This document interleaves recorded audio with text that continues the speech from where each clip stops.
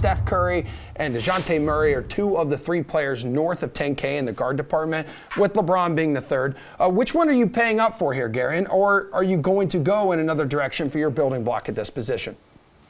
I mean, I never have a problem playing DeJounte Murray. I'll say that right off the top. But I do think there are better options on a per-dollar basis, a little bit lower on the point guard side. I already mentioned De'Aaron Fox, and again, that is contingent on, like, Domantas Sabonis not showing up and being Domantas Sabonis for the Kings tonight. But the other guy I'm really looking at, and look, I don't think this is a secret. This is the highest total game on the slate, but Lamelo Ball at 8,800.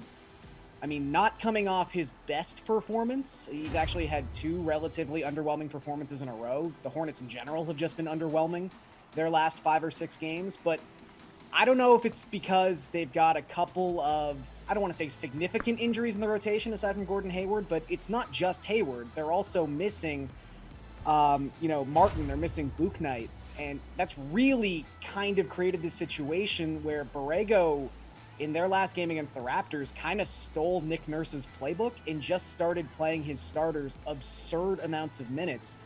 And that meant 44.1 minutes for LaMelo Ball in that contest.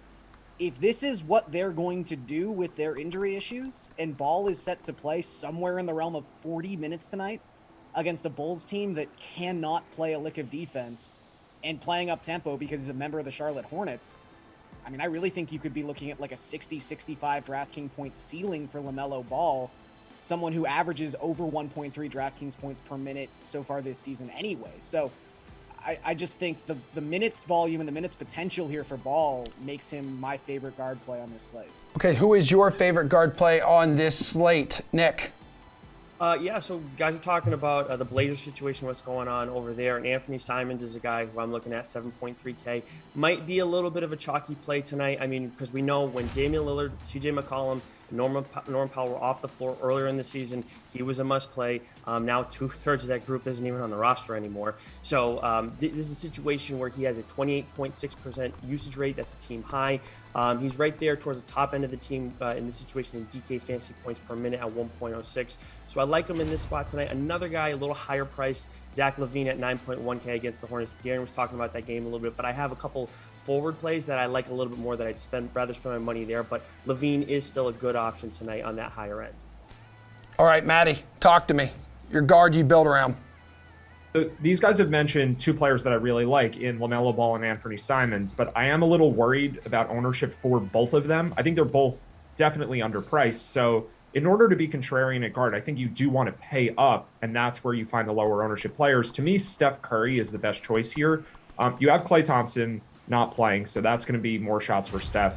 And then they're playing the Jazz, who ordinarily are a pretty tough matchup, but without Rudy Gobert, the defense figured to be a lot worse, and it kind of has, but the thing that's also been going on with the Jazz is Donovan Mitchell hasn't played, which has meant the team has played at a slower pace too. Now we have the perfect storm for opponents where you get Mitchell out there, not playing a ton of defense, playing really good offense, driving up the pace of the game, but we still don't have Gobert, so that interior defense isn't there either. I think this actually sets up to be a really good matchup for the Warriors, even though they're facing a team that we would normally think of as really good defensively. So all of that kind of works together. And because Steph is more expensive than these other guys too, I think a lot less people play him. So I like Steph a lot for tonight.